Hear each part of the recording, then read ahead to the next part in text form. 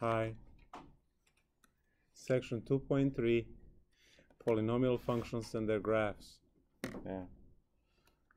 So, where do we begin, right? With the definition of a polynomial. So, polynomial is going to be the string like this. We already talked about this last time.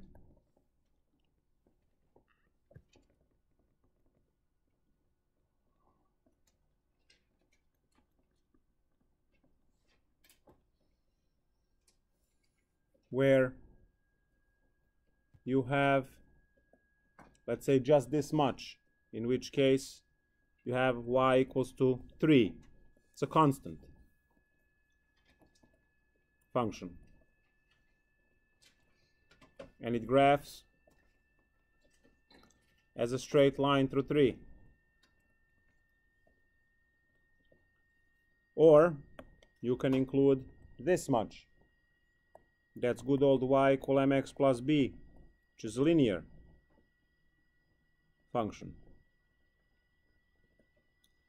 And that one would be something like this.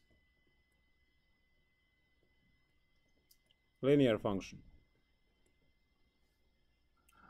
You see this m is a1 and the b is a0. You can rename them. You can go that much, right? Y equal ax squared plus bx plus c. We learned a lot about it last class. Quadratic.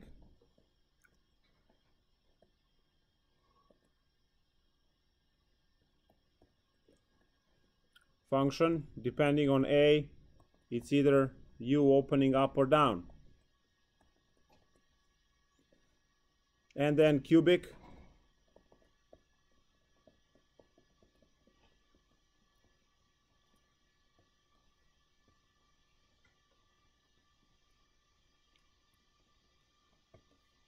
Default graph only for x cubed. Looks like this.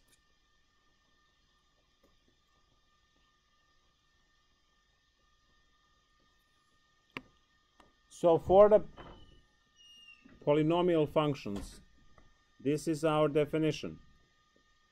This has all possibilities in it. You cannot have square roots, you cannot have x in denominator. Polynomials are only integer exponents on x's, positive integer exponents, right? So counting numbers, set of real numbers. And also the first one is 0 because a0 times 1, and 1 you can write as x to the 0. So the exponents are actually 0, 1, 2, 3, 4, 5, and all the counting numbers after. So this is how much I'm expecting you to know by now, because this is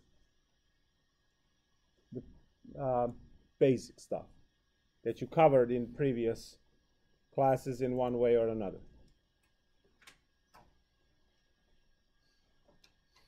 Now, as an example, I'm going to write y equals 3x to the 8 minus 4x cubed plus x squared minus 3.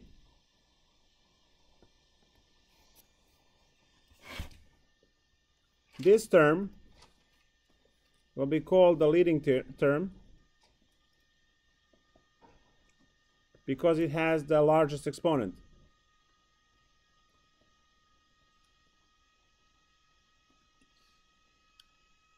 And that one has a leading coefficient.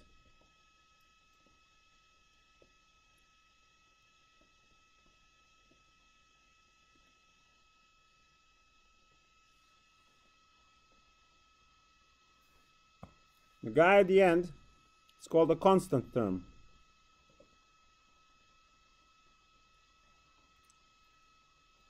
Note that the constant term can be 0. It does not affect your polynomial at all. where the leading term cannot be 0 because that kills the order of the polynomial. If that 3 was 0, then 0 times x to the 8 is 0, so the leading term then becomes negative 4x cubed. So you are not allowed to have a 0 for a leading coefficient, but you can have a 0 as a constant term at the end. That's okay.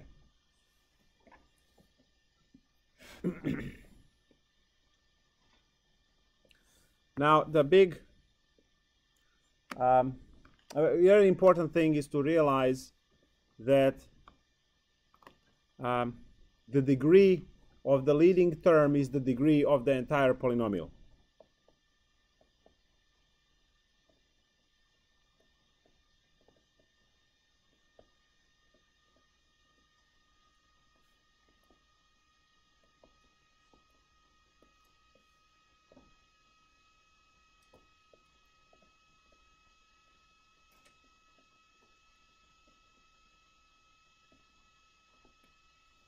So when you are asked, not if, but when you are asked what is the degree of the polynomial, you look at the leading term. If it has x to the 4th, you say 4th degree. If it has 6th degree, you say 6th degree. So what are the degrees over here? Stuff disappeared.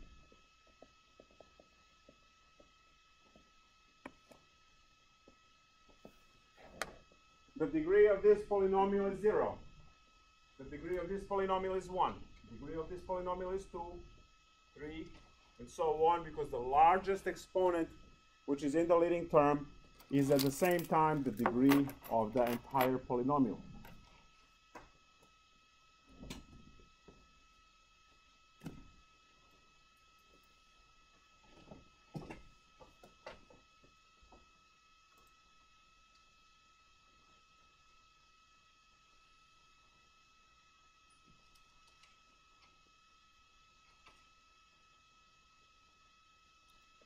All right, so now, when we know that the degree of the leading term is the degree of the entire polynomial, we can also see that that degree can be even or odd.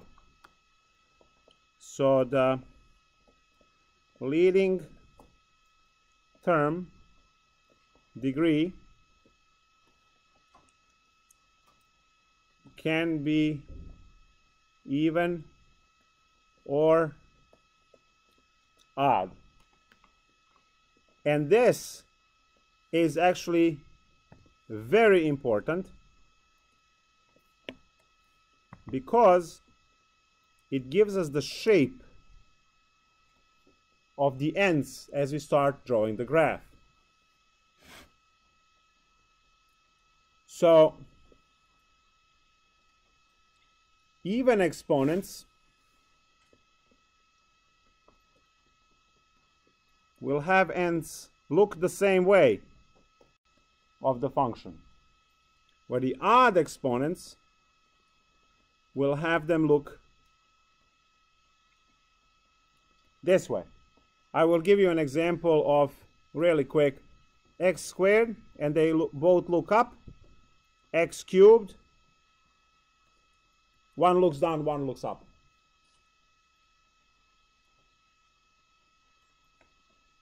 So all even exponents, 2, 4, 6, 8, 36, 78, 128, they all have the property that both ends of the function will be looking the same way, both up or both down.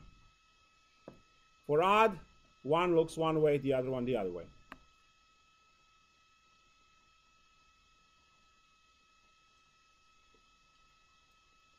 And we also have the notion of a, which is the leading coefficient, to be positive or negative. Remember, it can't be 0. So also a leading coefficient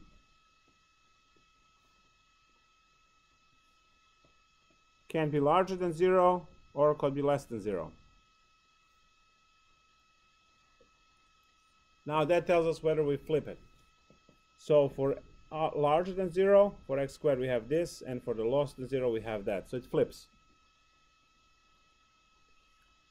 So now if I put all of this in a chart, the chart is going to be red because the chart is extremely important.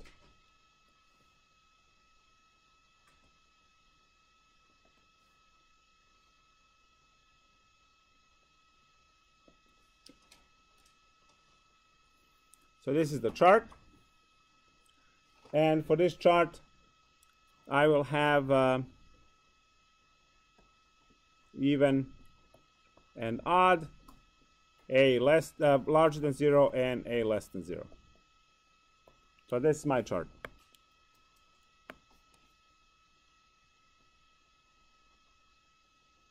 So now what do I have? If it's even and larger than 0, both look up. If it's even and less than 0, they both look down.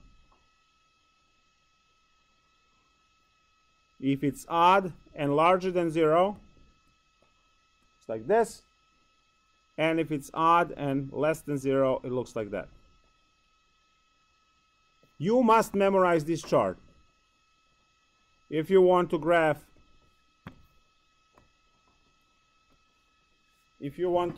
any of the polynomials. We don't graph them precisely, we sketch the graph to the best of our abilities. We do much more precise work at calculus, right? Lectures. Calc 1.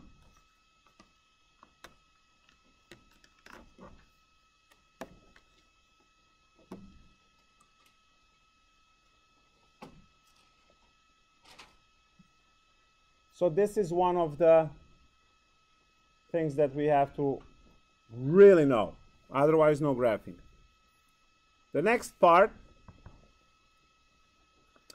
are the basic shapes. The problem with polynomials is that as soon as you start adding these inside terms, the things become challenging. So we can categorize this a little bit.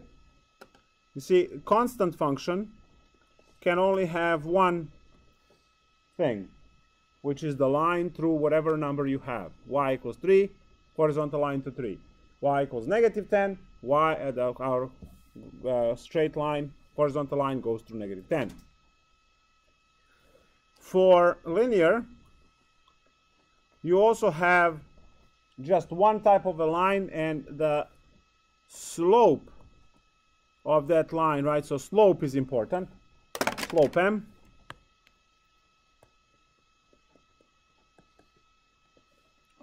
Plays the key role if the m is positive or if the n is negative. And I hope you already see, you know that this is the increasing function, so slope is positive. When you put that to mx plus b, you see that m is the leading coefficient. And you can see that it matches the chart right away. Use your eyes if you can. Use your eyes if you can.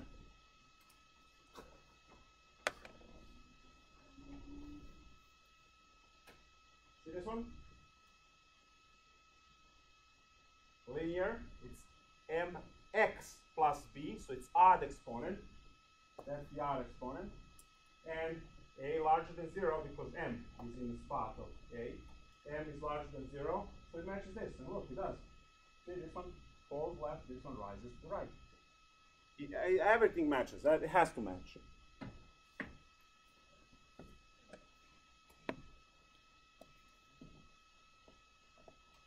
Quadratic. These two. No other possibilities. That's it. You have both looking up, both looking down, right? The end. So it's u or upside down u. Does it match this? Hell yes. You learned that last class. Positive a's open up, negative a's open down, and it matches our chart that we just established. Now, cubic is where things start going a little bit crazy. The basic graph is just this. But then you have this one. as well. So you have two shapes that you have to worry about. And then also those shapes in relation to the x-axis, and we'll see that as well.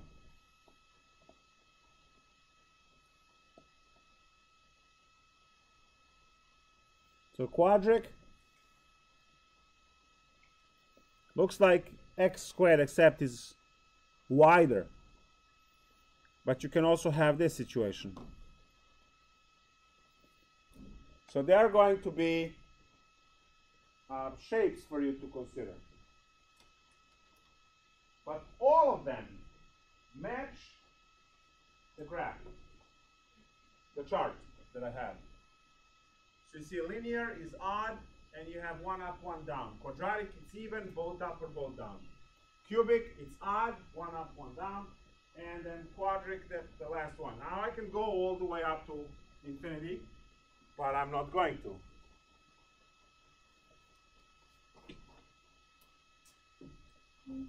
So what we can determine just by looking at the exponent and which way a goes is what we call the end behavior of the function. See these ends. How do they behave? Where do they go? They go up or down as you go to infinities. So what is this chart?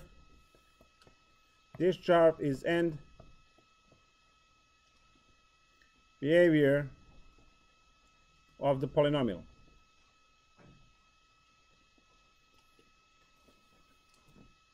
You will understand this even better in calculus when we introduce limits to talk about the end behavior of functions.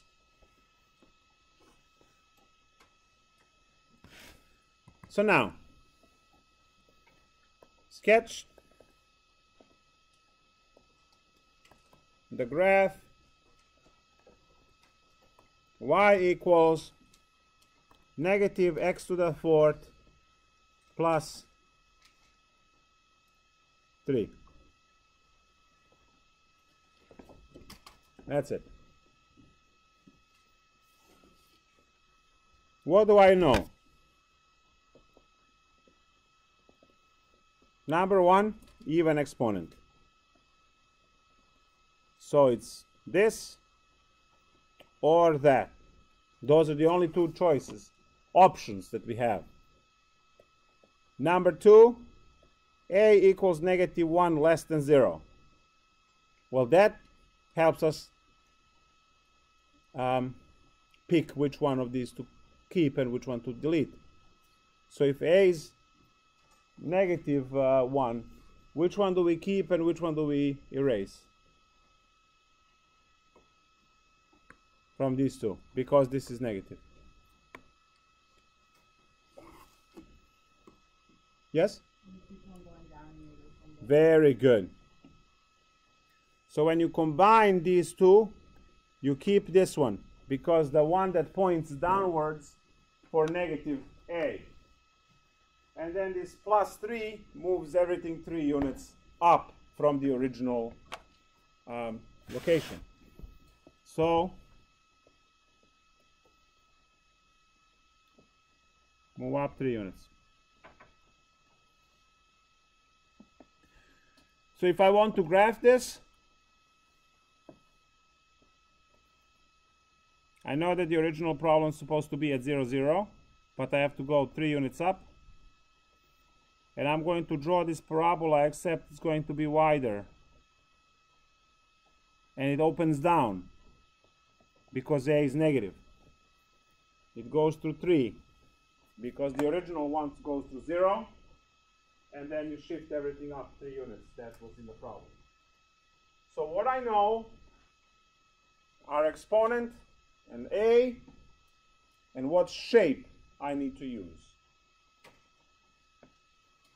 Now, before you ask me how did you know to use this shape, the answer is I learned it. I learned it, and then I used my eyes to see that there is the fourth exponent there. Fourth is more than 2, so it's going to be wider. 2 is the U shape that just bounces quickly. To the fourth, It's going to hang around a little bit longer and bounce back. So, you know, 2 and 4 as exponents are not that far apart. And obviously, if you were motivated to really learn and see this, you will fire up Mathematica, you will graph both of them on top of each other and see that x to the 4th is a little bit wider. Then you will say, but I don't have Mathematica and it's $1,000 to buy. And then I say, but I sent you the link to get it for free. So you can do that. Some ghost over here. Look on that side.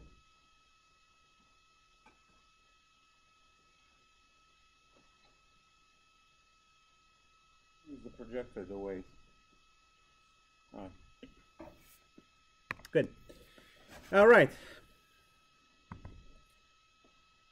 That's that part.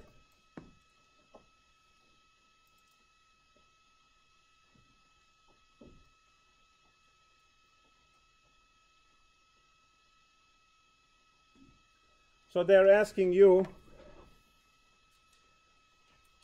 to try and graph x to the 4th minus 4x squared.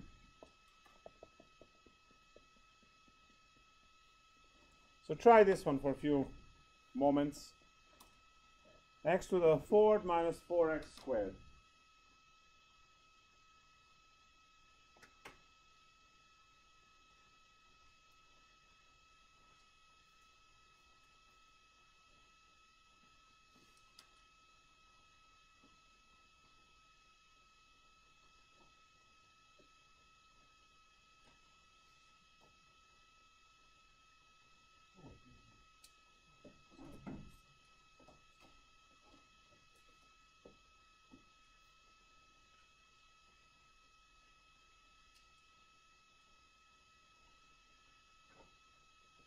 Actually, you should keep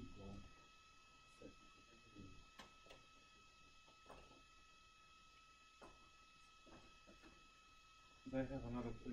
I can get more.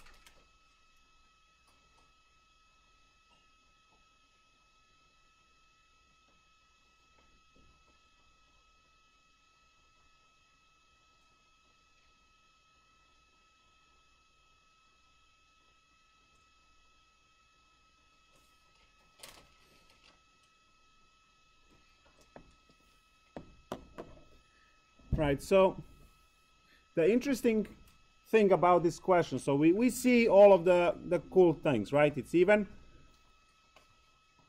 exponent a is larger than 0 because it's 1, and we know that both of these will give us this end behavior. But then you can see that you can factor this. You can kick out x squared, and you can have x squared minus 4, which further simplifies into this. You can find roots. Right? So x equals 0, x equals 2, x equals negative 2. So you can do better than just drawing the basic shape. If you don't do these roots, all you can draw is this. Right? But if you draw roots, you see extra stuff. Technically, when you draw the end behavior, you don't know which way to connect the middle. But if you draw roots, if you find roots, you have additional information. So now I have negative 2, 0, and positive 2. And I know that end behavior looks like this. I also know that it has to go through the roots over here. So now when I connect this, then it has to bounce off and connect up there.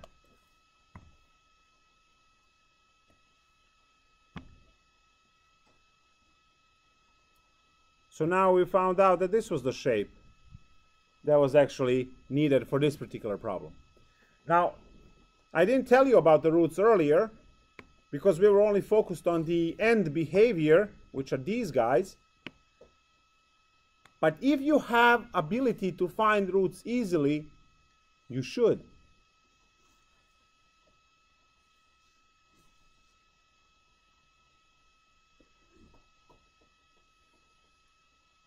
Questions, concerns?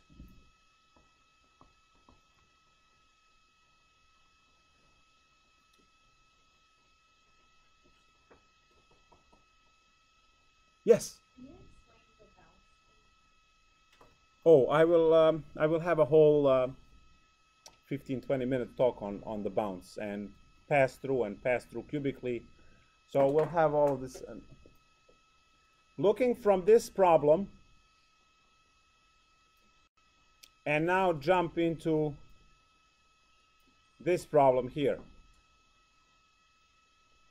With this problem, I had roots, and roots helped me get a better representation of the graph. Roots showed me that there is this bump in the middle like this, and without roots I would not be able to say that, tell if there is one. So now that we established that working with these roots is extremely powerful, we can take a look at the rules which are there for roots. The major thing here is that the number of the roots always equals the degree of the polynomial.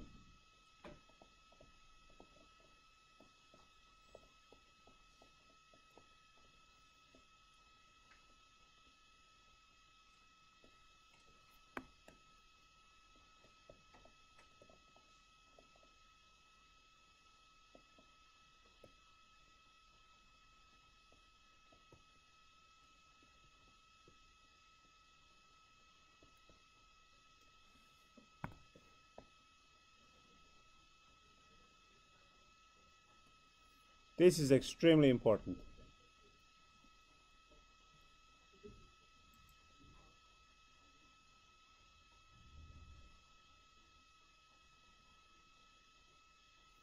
The number of roots always equals the degree of the polynomial. Degree of the polynomial is again the degree of the leading term, so the highest exponent of the entire polynomial. Higher exponent that's present in the polynomial. So now, this gives me even more. Oh, before I go, let me just write roots. It's the same as x-intercepts is the same as solutions.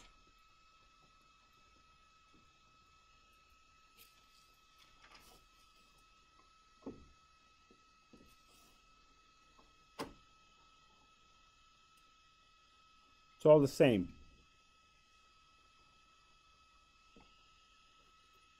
All right, now what happens if I have f of x is equal to 3x squared x plus 1 squared x plus 3?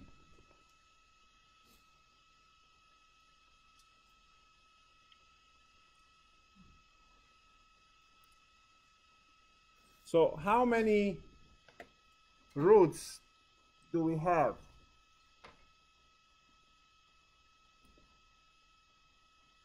How many roots do we have?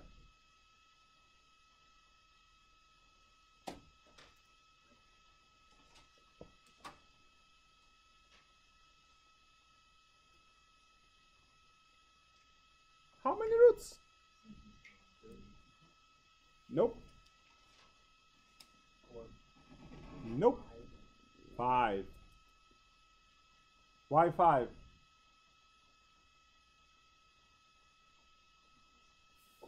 Why 5?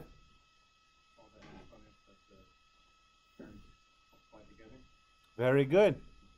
In order to obtain the leading term, you need to multiply. Now this one is squared. So 3x squared times x squared is x to the 4th times x is 3x to the 4th, to the 5th.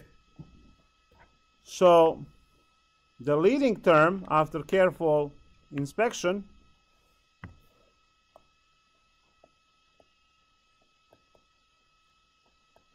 is 3x to the 5th, which implies 5 roots.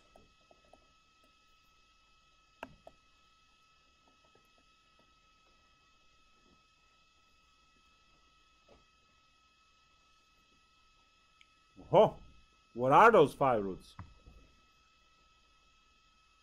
Can anyone tell me?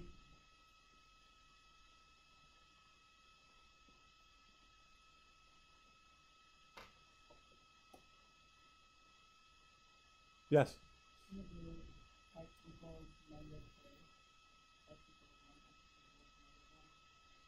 So x equals -3, I agree. I also agree with x equals -1. What else? No, I have to have x minus 1 to get 1. When you set that to 0, you get 1. So what else do I have?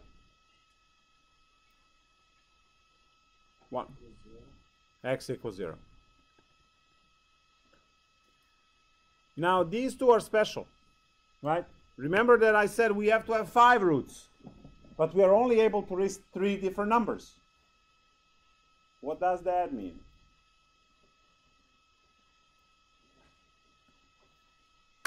It means that there's something special happening with these guys that have exponents, which are this one and that one. So the reason why I boxed it. So these guys over here are special. They're double roots. So we say M2, multiplicity 2.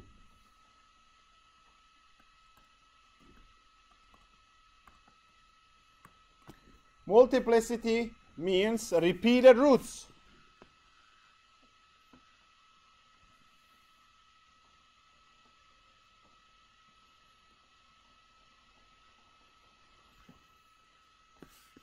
So do we have 5?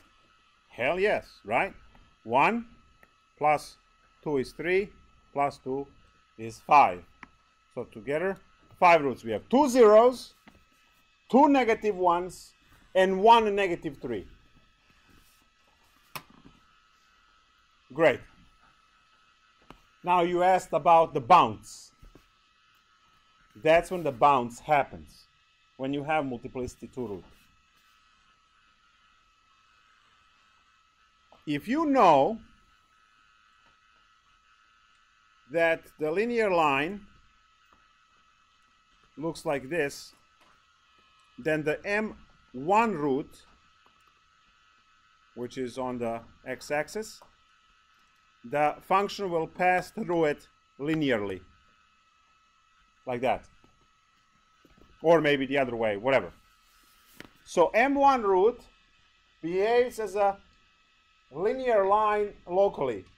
The function shoots through it. m2 root on the graph is going to bounce off quadratically. Now let's go back to the previous example. Observe x equals 0 root. What kind of root is it? It's a double root, right? m2. You see at 0 there is a quadratic bounce. And of these that are single roots, you have a straight through. That's something that you are learning now. It's a part of Precalc1. You are learning, you can have any multiplicity, and when you have that multiplicity to be 1 or 2 or 3 or 4, the function goes through that point or bounces off of that point as the graphs. Linear, quadratic, cubic, and quadric, and so on. So m3 root, multiplicity 3 root, is going to pass through the root in a cubic fashion. m4 root is going to look pretty much the same as the other one, except it's going to hang out by the x-axis longer. It's not going to go swiftly like x squared, just bounces off. It actually hangs around the value for some time and then leaves.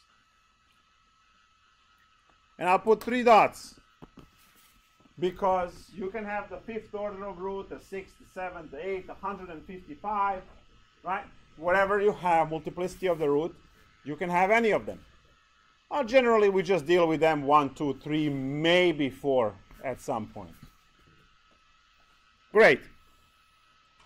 So now that I know these, how do I graph those roots from before? I have y to the 4th minus 4, no, x to the 4th, 4x squared, right? We have x equals -1 with multiplicity 2, x equals 0, multiplicity 2,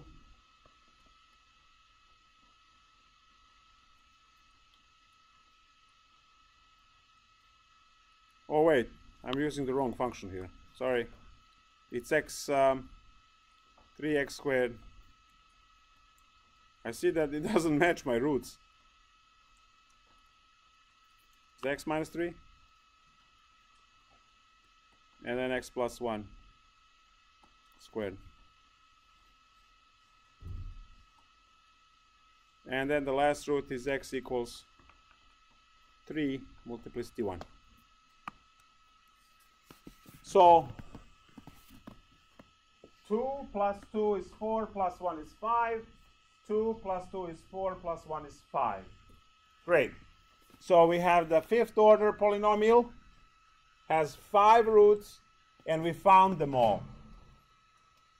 It was easy because it was factored already. We didn't have to worry about too many things. It will be beneficial for you to put the pens down and observe, because this thing is the best when you see it first and then try later. So just do yourself a favor, put the pens down. I'm going to graph these roots and everything else. I also have that a is larger than 0 and exponent is odd, and those two things together give me this behavior which I'm going to use. Yes? x minus 3 because it's a positive 3 over here, unless I... Or it's x plus 3. Aha. If it's x plus 3, then this is a negative 3 here. Okay, great. Got it. Thank you. So we have negative 3. We have negative 1. And we have 0.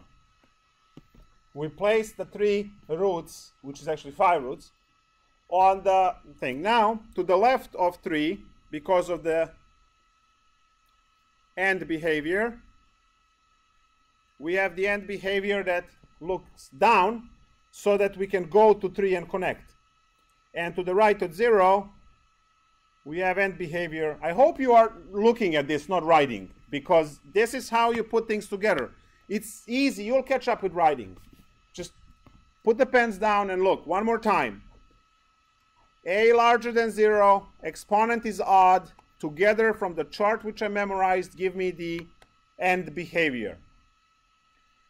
Now, all of these roots have to happen in between. So, to the left of negative 3, I have to draw the AND behavior down. To the right of 0, I have to draw behavior up. So where I draw these arrows, it's always going to be to the left of the most left root and to the right of the most right root. And they're going to look like this, whatever the combination gives you out of those 4 cases from the chart. And now, this is the $1 million part. The first root you're coming up to is negative 3. Negative 3 is M1 root. That means pass through linear. Pass through linear, because it was M1 linear. Then we need to go to negative 1 root, which means we have to turn. We have to turn towards the next root. And the next root is a bounce. It's a negative 1, M2. It's a bounce. So bounce off. You have to bounce off of the root because it's M2. M2 is a quadratic bounce, like that. Then you have to turn again towards the next root, which is 0. And you see 0 is M2 as well, so that has to bounce, and you see it connects here nicely. So it has to bounce off that one, because it's M2, and it connects nicely into the function. Now, we don't know how high or how low we get to go with these, because this is not the calculus class.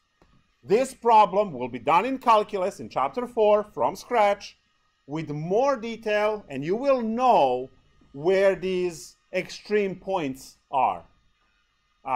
You have to use derivative and other stuff to figure out how high or how low this max and this max values are.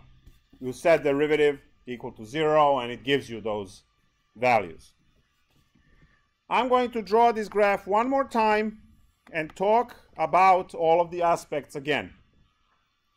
When I determine the list of roots, I'm going to label those on the graph. Once I have them on the graph, I will go to the left of the first one and draw the arrow down because of the chart, and to the right of the last root and draw arrow up.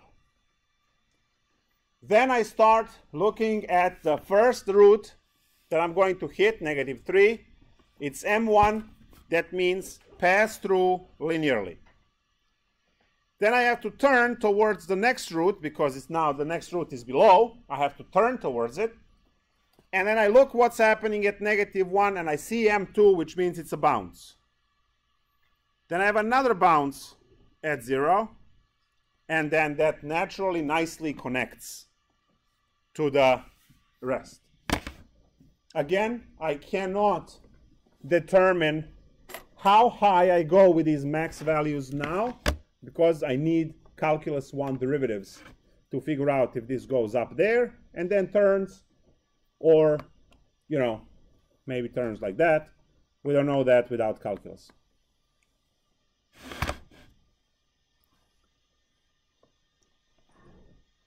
So here is a problem for you to practice. Y equals negative 2 x plus 3 2 squared and x minus 1 squared. And let's add one more. X, tell me something. Give me, what should I put there? X plus 5 it is. Try this one. Again, you determine the order, which tells you how many roots, then you solve each one and so on.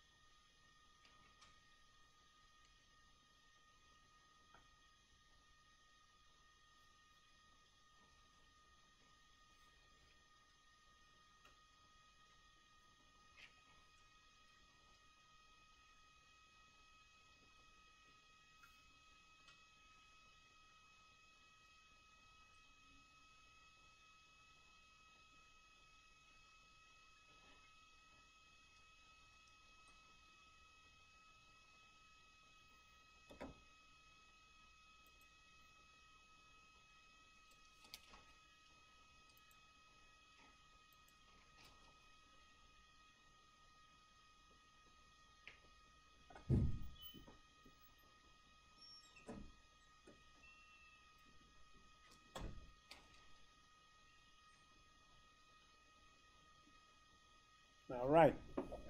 So what are the zeros? You have polynomial in factored form, so the hard part is done. What are the zeros now?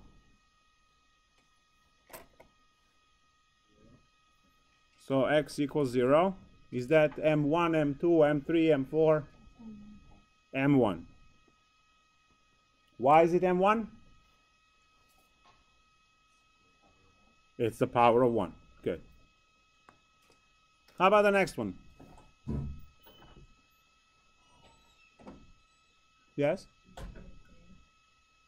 X equals -3. M2. How about the next one?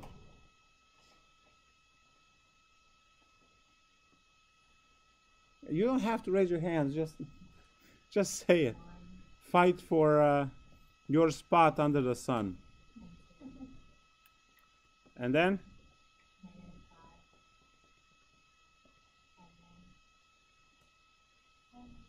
The amount of enthusiasm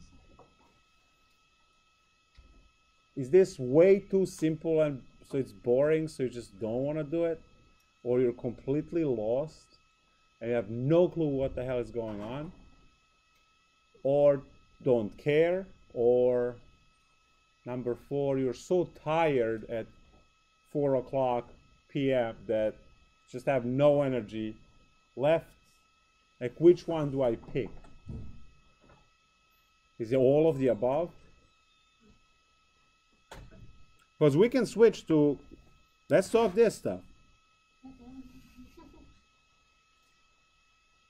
Looks, I don't know. You had to do a problem within a problem.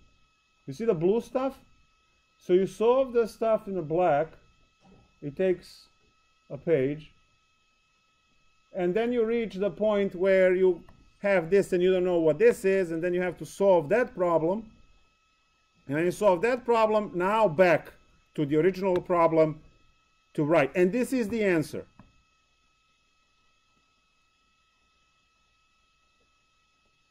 So shall we talk about this instead? No?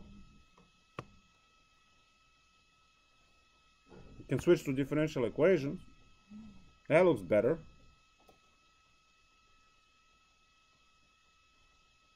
No? I don't know, I'm out. Then Precalc1 it is. It's pretty and colorful. We have all these.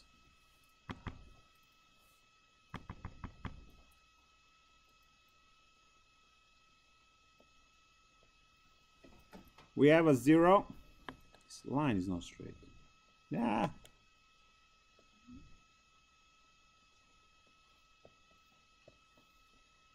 We have a 0, have a -3, have a +1, and -5.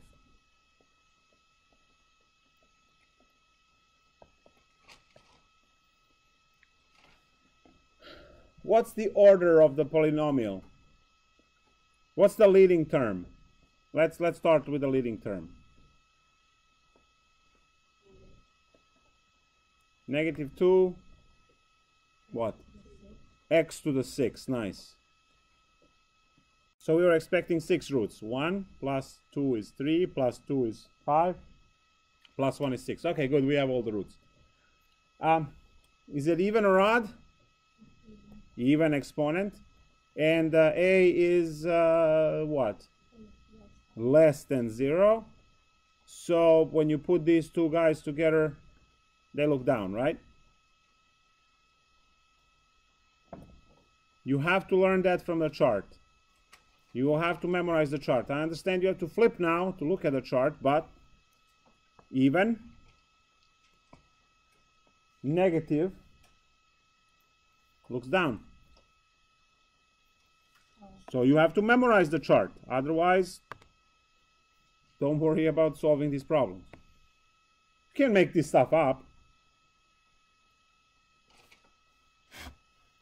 So we draw to the left of -5 and to the right of -1 arrows that look down, because the end behavior is both looking down. Now, we are going towards a negative 5. Negative 5 is what kind of root? Linear. So what do we do with it? Go straight through negative 5. Perfect. Now we have to turn to go towards negative 3, which is the next root. What do I do at negative 3? I bounce because it's M2. I have to turn towards 0. What do I do with 0?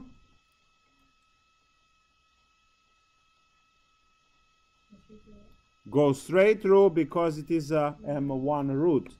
So go straight through. Then I have to bounce towards, I have to turn towards positive 1, which is the last root. And what do I do with positive 1 root?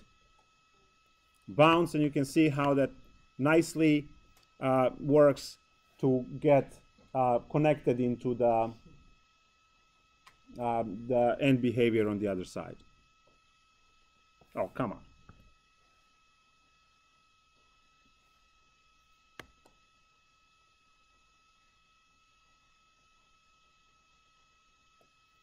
And there it is, the graph.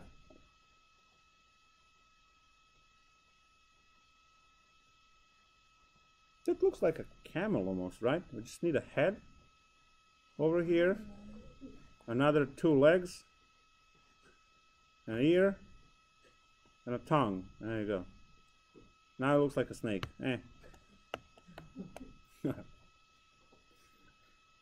I could have added just a snake head over here. There you go. Perfect.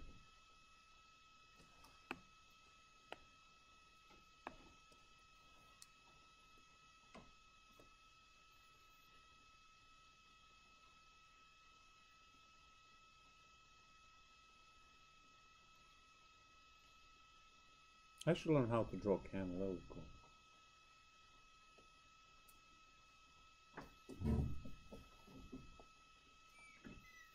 Ah, we were waiting. So next row.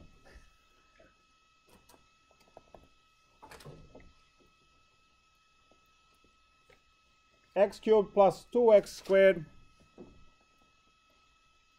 minus 4x minus 8.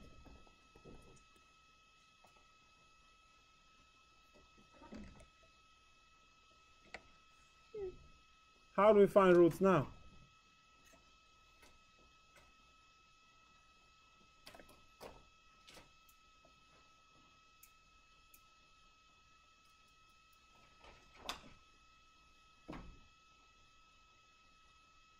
How do we find roots?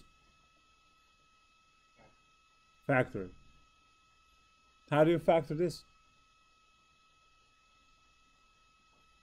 Anyone pass algebra?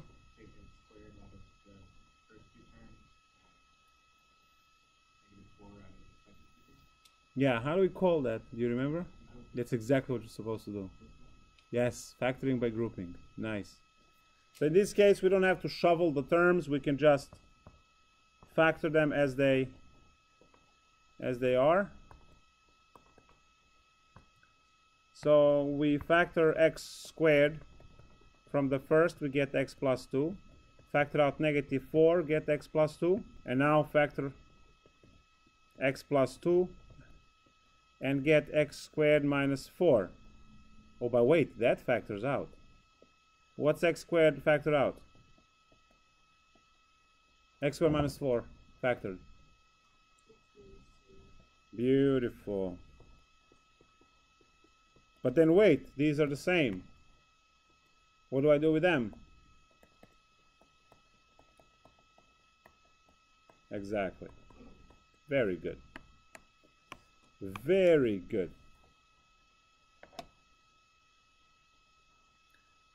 So now the previous problem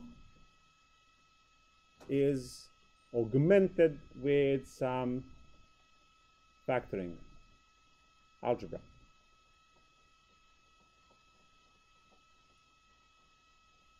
You can go back to original problem and check your leading term. You don't have to use the factored form. So what's the leading term? What's the leading term?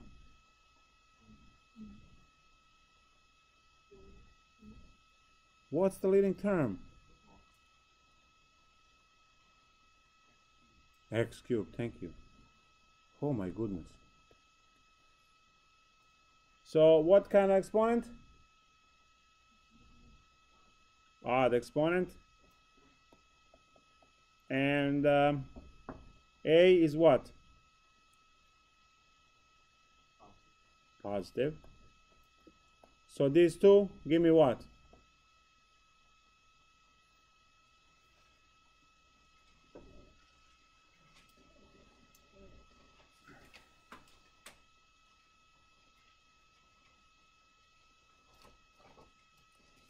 Yes, I see the fingers in the... Because it's so difficult to say falls to the left, rises to the right. That's extremely difficult, I understand. The finger in the air is much better. Did you learn you should not be pointing into things? There you go. Just use the words. Great. What are the roots?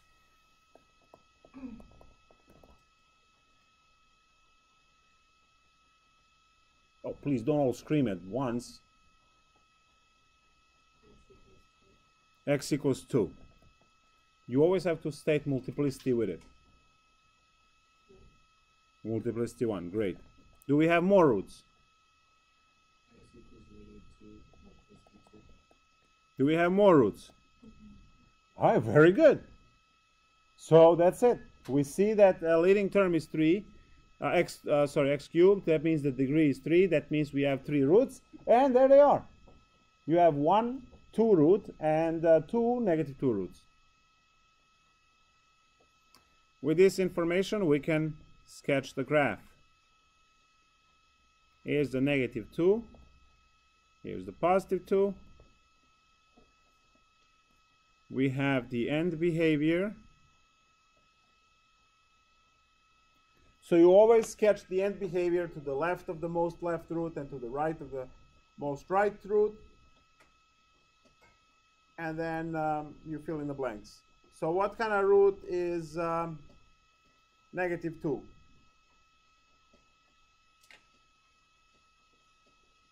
Is it straight through, bounce, cubic straight through? It's a bounce because it's M2. Great. So, bounce. Now we have to turn towards the other root. What do I do with 2? Push through. Nice. It's the M1. So this is the M1 pass through. This is the M2 bounce. This is very structured. You have to sit and do 10, 20 problems, and you got it.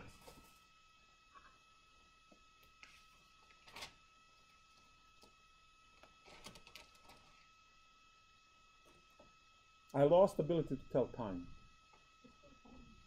Thank you. So at the same time, I'm trying to figure out what time this class ends, which is, we end in what? In 2 minutes? And then we have additional 25 after that, right?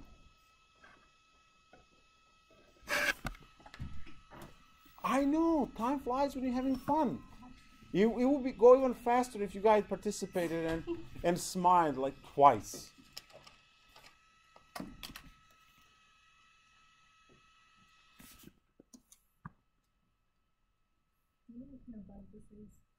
What happened? You know what kind of bug this is?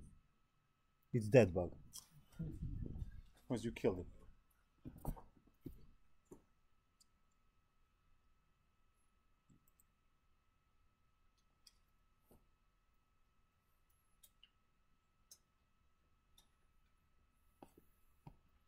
Here's the, again, this is from the textbook, so all of the hate mail goes right there.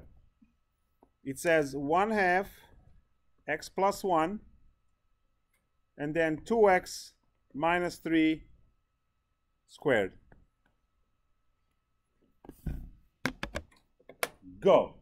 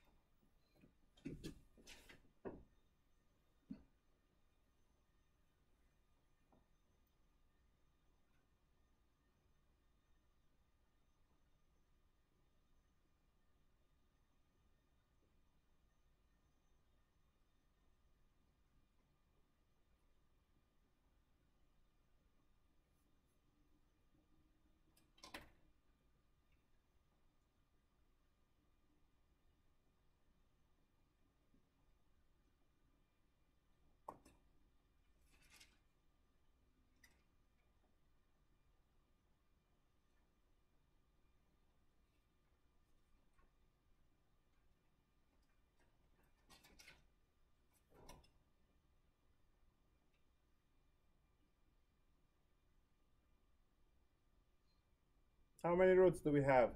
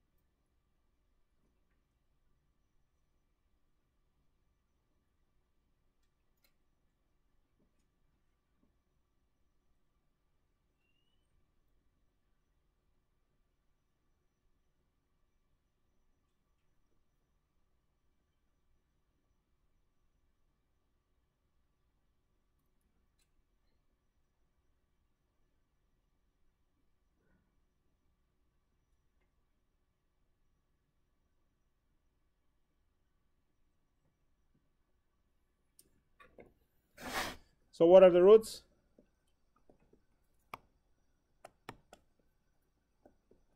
X equals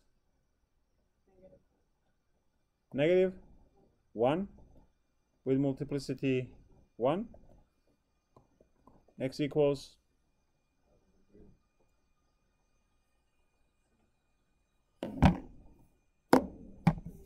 3/2. Multiplicity, more roots? More roots? No. Good. So x times x squared is x cubed, so we're good.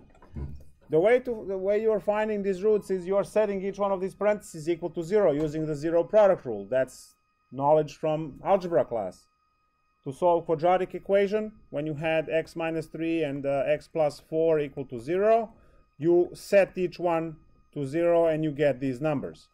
So now if you have a number in front, well, that's, you add 3, divide by 2, so it's 3/2. Good. So now we have these guys. We know that 1/2 x cubed is the leading term. If that's the leading term, it's odd. And a is larger than 0, which means end behavior. And then we draw the graph, and that's it.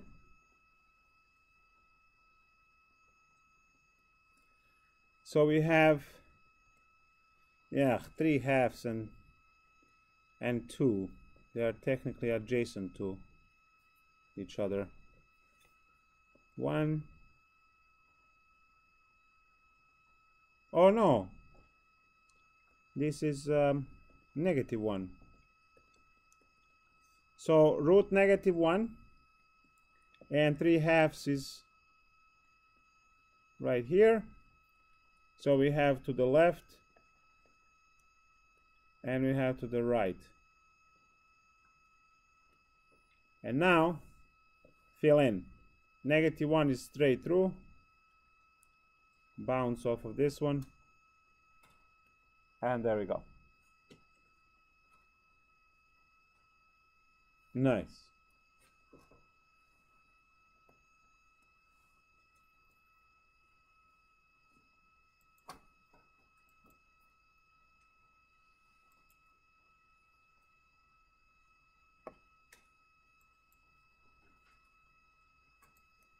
I'm going to jump into homework exercises.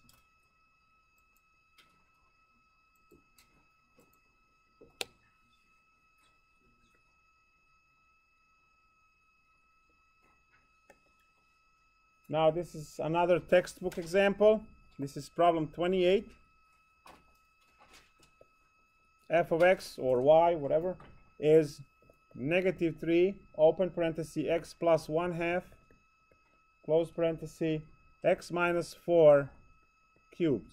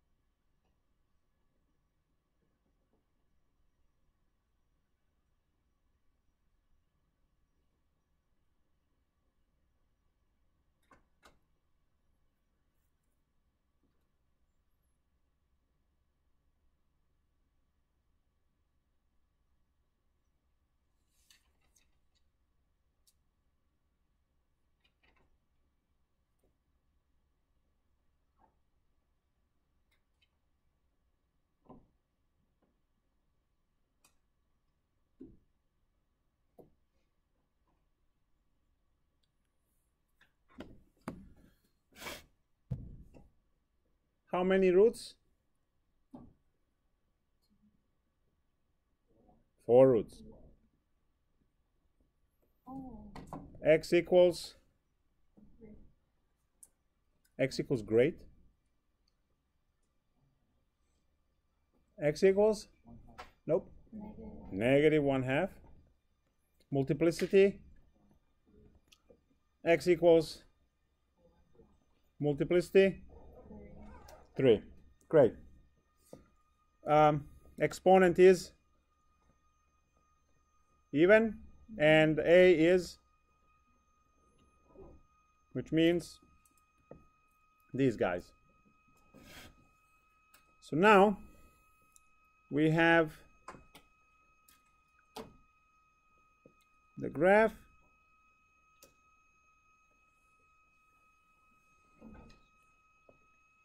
Oh, you're gonna miss the tricky part.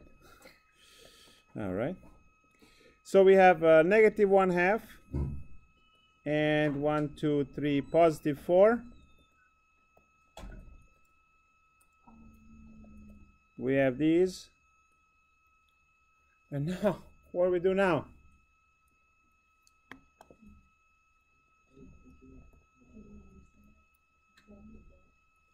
Go through and then turn back towards the other root. And how do we pass through the other one? Cubically, exactly. We have to pass cubically through the second one.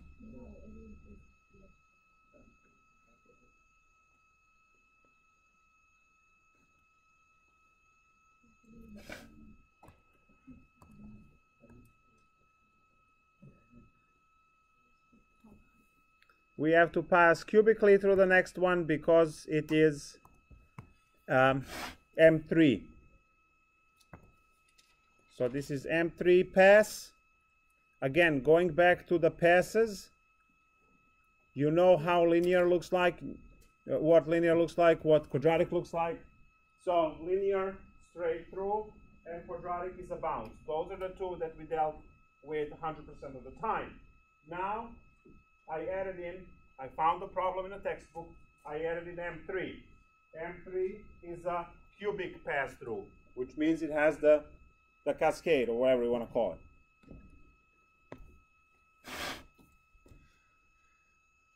So M1, straight through, M3, squiggle through.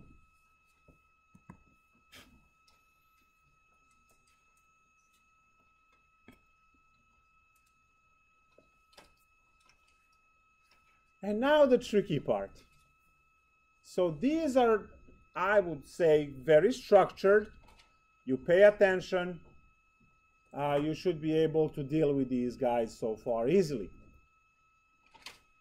There is another batch of roots which we cannot graph on the real xy plane. And those roots are? Exactly. Very good. Complex roots. So now, these roots are not even in this dimension, right? You have xy realm, which is the realm of real ordered pairs, and now all of a sudden you introduce 2 plus 3i. That's not on x-axis. That root is away from x-axis. It lives in a different dimension. So what happens? The easiest way to understand this at the beginning is to look at the quadratic function y equal, let's say, x squared plus 4. See, x squared minus 4, you can factor as x minus 2x plus 2, 2 real roots, and you're done. But this one, you can't. This one factors over x minus 2i, x plus 2i. Roots are complex. Welcome 2.1 section, right? So what happens in this situation? Well, you still have even, you still have a larger than 0, which which gives us the behavior opens up. Now, the graph in this case will not cut through x-axis. It actually cuts through 4, right?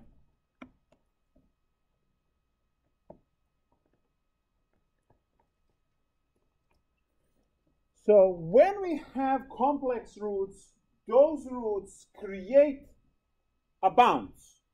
Complex roots always create a bounce, but that bounce does not happen on the x-axis. It happens away from the x-axis. So bounce, maybe I should say quadratic bounce,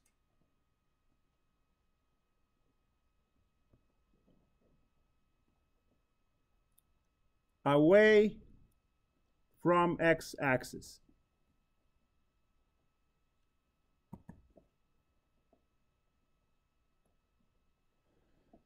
So let's say you have a question, y equal x cubed plus 9x.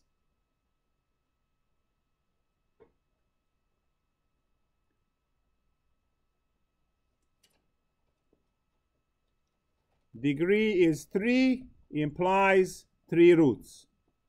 Fine. Factor x, you're left with x squared plus 9, and then factor that, you get x plus 3i, x minus 3i. If you don't know how to factor, great, it's okay. Use the quadratic formula, negative b plus minus square root of b squared minus 4ac over 2a, and you will find these two guys. So now what are your roots?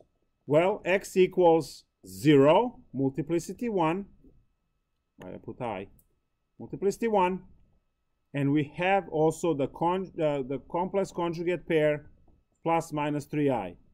It's always complex conjugate pair. So you can always combine those two roots into a single root. You know this is a bounce. To graph this, we draw the only root we have, which is 0. We also place the, oh, I forgot to do that, so it's odd, and a is larger than 1, so we have this situation.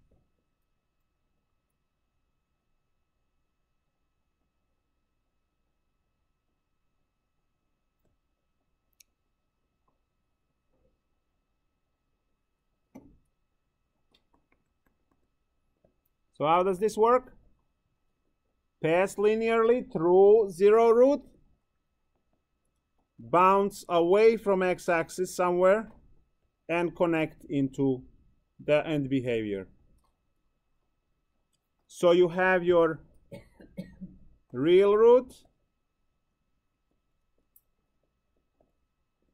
and you have your complex bounce.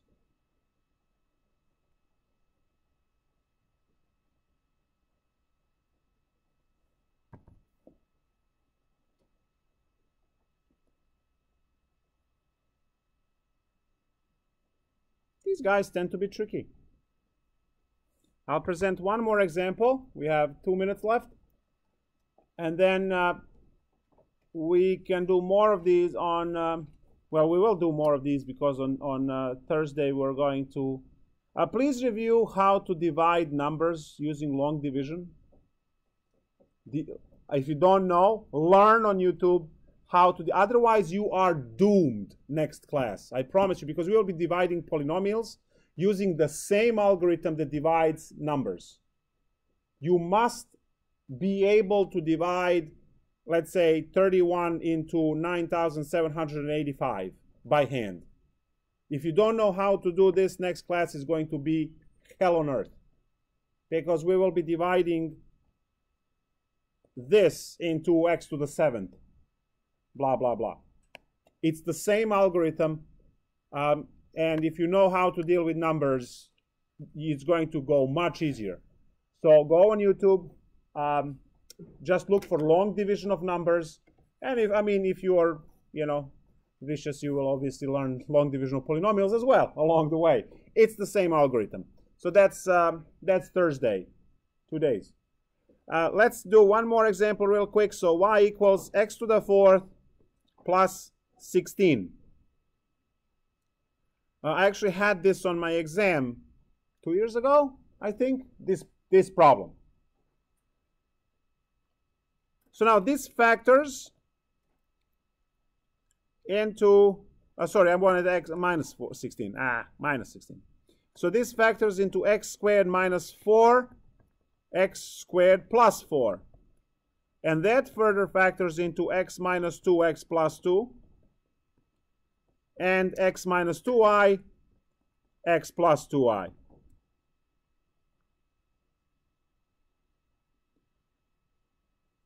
I have x equals 2, multiplicity 1, x equals negative 2, multiplicity 1, and x equals plus minus 2i, that's the multiplicity 2, right? Because it's a pair of solutions. It's a bounce in the air.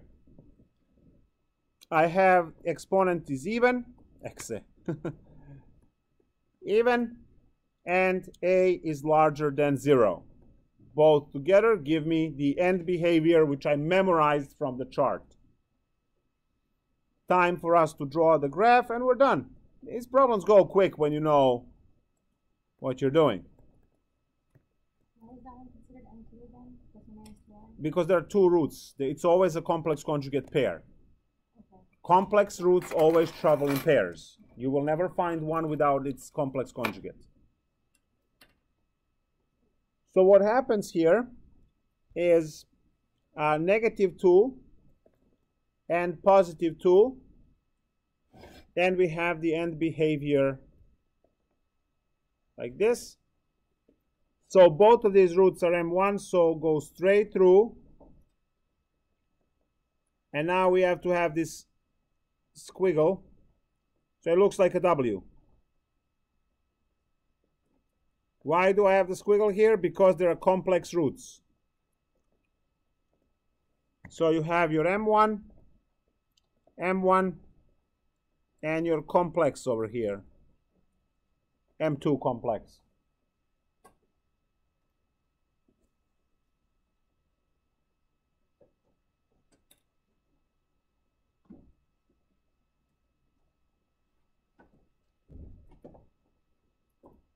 Okay? I hope it is okay.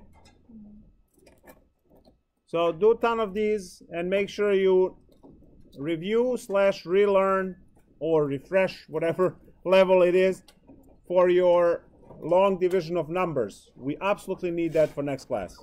See you all 2 days.